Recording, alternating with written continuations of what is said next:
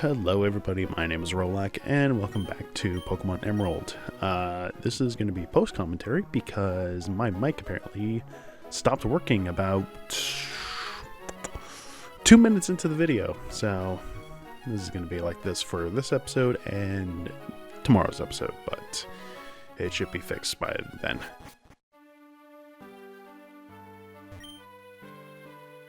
In the last episode, we made it to Lilycove City, participated in a contest, failed miserably, fought Brandon again, went to the department store, did some stuff here and there, usual tourist stuff. In today's episode, we're going to be doing a little bit more of looking around Lilycove, particularly this individual place. So, this museum, particularly the upstairs section, this is where the paintings you receive from completing the master contests are displayed. There are 5 each for each category, so you have a ways ahead of you to go about and do it. I can't recall if there's any actual proper reward. No, I do remember what the reward is. I was looking it up actually. According to Bulbapedia, for the Lilycove Museum, when you acquire all the paintings, you actually get, as far as I'm aware, secret base decorations. Let's see.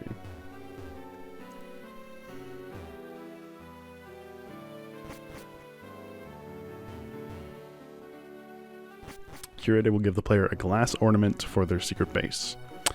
That is it. It's just a very fancy looking ornament that you can use for your base, which isn't too bad. This here's the move deleter. This guy can make you forget moves, although it's relatively useless considering that you can kind of just forget HM, so it's not really necessary anymore. We have once again the interview with Gabby and Ty, which at this point I'm just deciding not to participate in doing the interviews anymore. Although I don't know if they actually appear anymore in the game after this. Let's do a little bit of research here.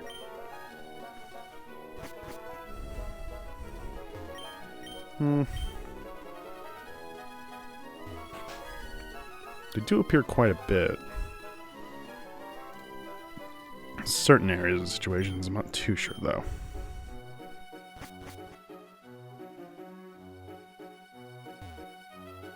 Route 118 seems to be the last time you can fight them. I'm not too sure if we fought them at Route 118 already.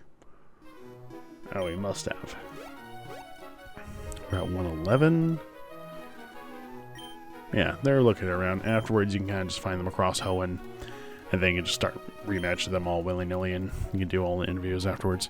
But that's about it.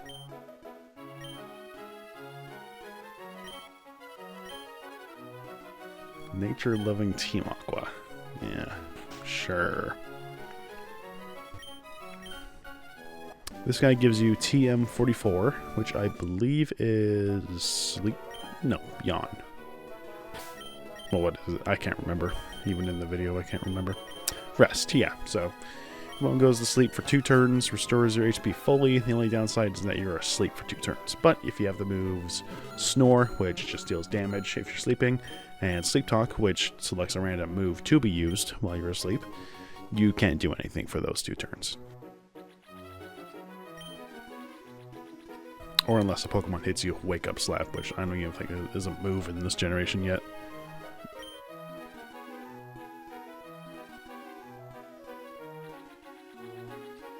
Nope, Generation 4. Okay.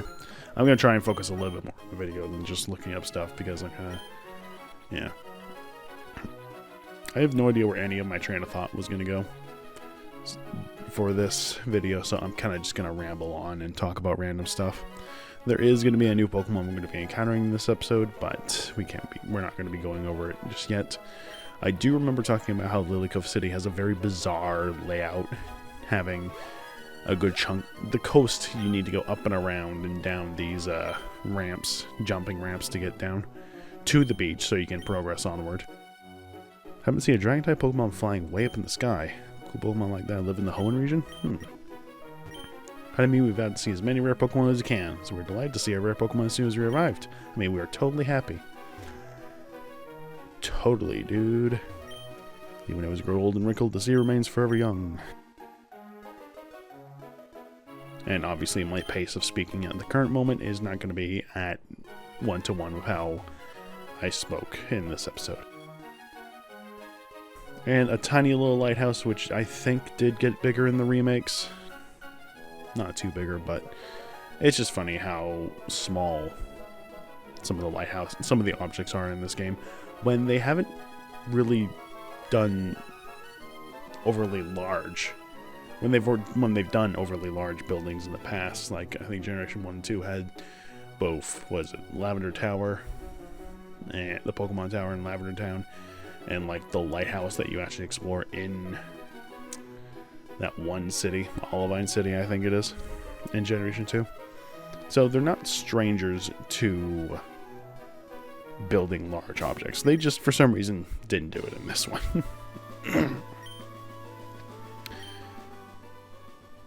And I take it we're just going to heal up real quick. And on and out with our duties.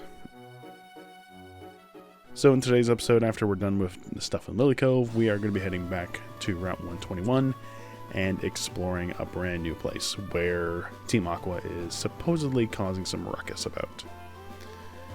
Or it was Team Magma, I really don't remember. I recorded this thing like a week and a half ago or something, and I cannot remember for the life of me what happened. At least I think we're going to be exploring that area. Maybe, maybe not. I think we're actually going to be exploring kind of the lower route area below Mount Pyre.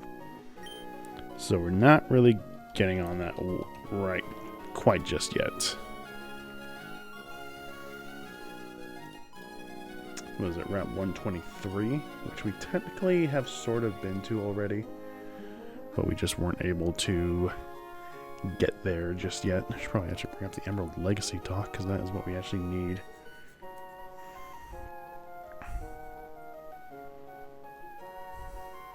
Man, I love taking big pauses for no particular reason.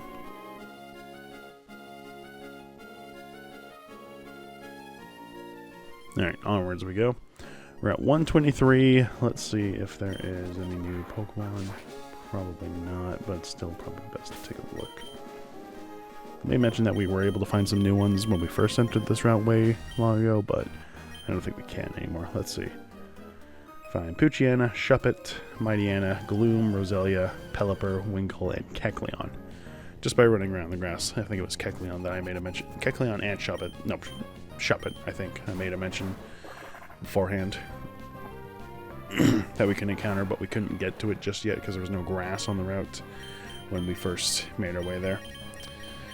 You can also find Tentacool, Wingull, and Pelipper by surfing about, and Magikarp and Wailmer, as well as Tentacool via fishing as well. But currently, no brand new Pokemon.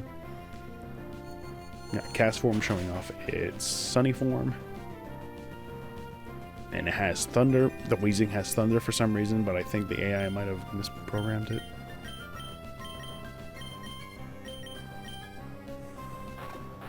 Because it would make more sense to use Rain Dance in the Thunder. Because I think Thunder in any other category gets accuracy halved by any other weather. And a good showmanship is to show us how absolutely terribly weak Castform is. The sun-boosted flamethrower that also has stab wasn't able to take out Nippy, so just goes to show how really powerful it is, or lacking in power it is.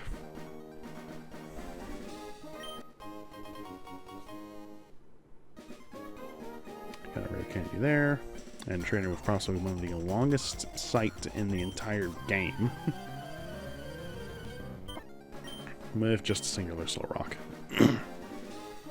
At least they put it into Pokénav.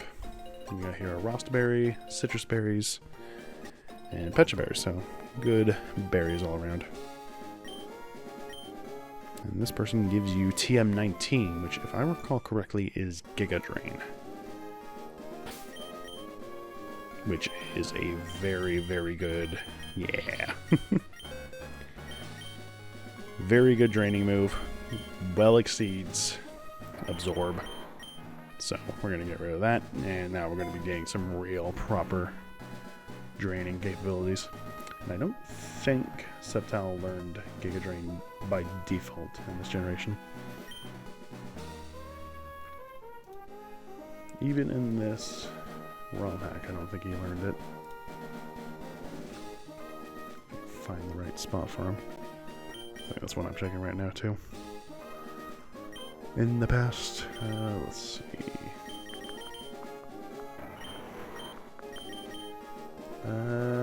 Nope, never learns Giga Drain, but it's just a fantastic move to have.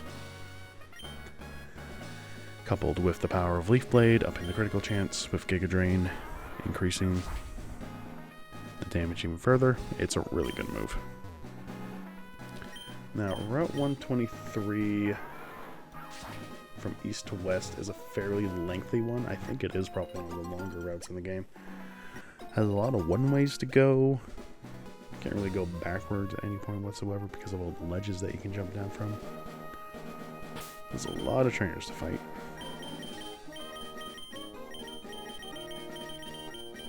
There's a dog making noise in the hallway.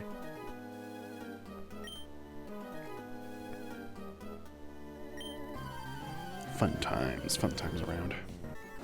But yeah, Route 123 really just is mostly just kind of a loop around route. Doesn't really have anything exceedingly exciting going on in it, aside from just a large plethora of trainers and a few decent items to pick up. The main big thing about Route 123 is the little berry farm at the end of it, which you can't access from the other side of it, so it's not really anything too exciting. Giga Drain is really the main big selling point of this route, just because of how good of a move it is, and just quite a lot of parries as well.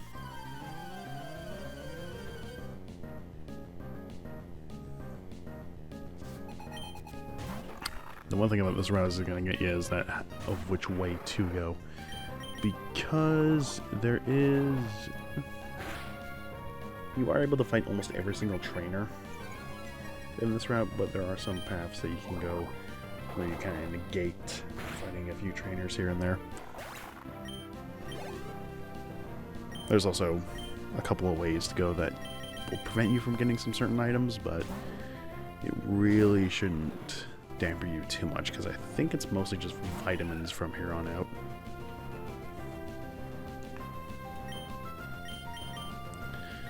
It's really unfortunate that this place got a lot better in Omega Ruby and Alpha Sapphire with the berry farm, because there was just so many more open spaces to get berries. Not a whole lot, but just significantly more.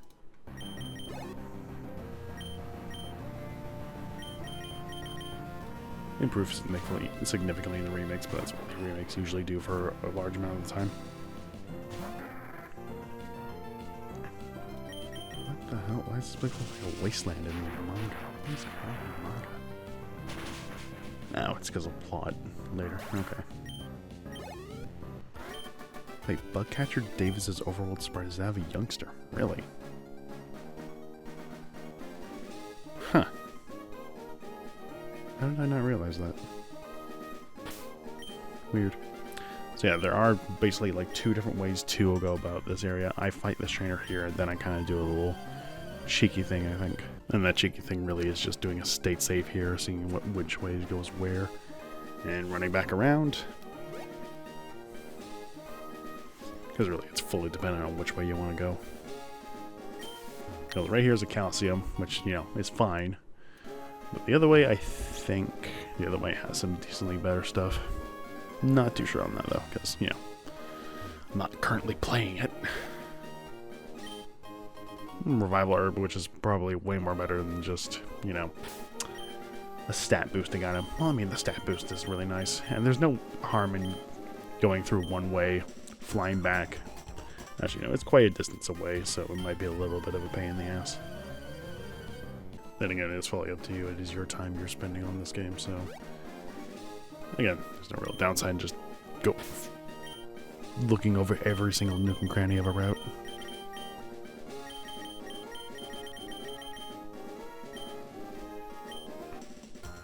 Finding all the trainers is probably your top priority, though, because of the experience you can get from all of them. And luckily, you can fight every single trainer on one go, and then you get a PP up at the end, which is decently alright. I'm fairly certain I thought those twins before when I first got here. Everybody's at level 40, we're looking good. We're going to head back to Lilycove and then head back towards Mount Pyre. And yes, we did decide to forego that one item over there because I think we'll be fine with just one less tiny little item in our hand. Just a tiny little boost of stats isn't really going to do much to detriment us that much. And here we are in Mount Pyre, which is literally just another graveyard in which people are fighting in for some bizarre reason. You get a cleanse tag from this lady here. That prevents wild Pokemon from attacking you. Not fully, but just kind of gives you a little deterrent. How much does it deter fully, actually? Let's do a little bit of research here.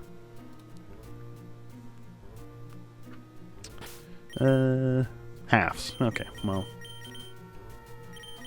That's vague in some sense of the word. I like how he's using the layer box. Fantastic. But yeah, a lot of trainers in this area, so we're just going to kind of battle through every single one of them.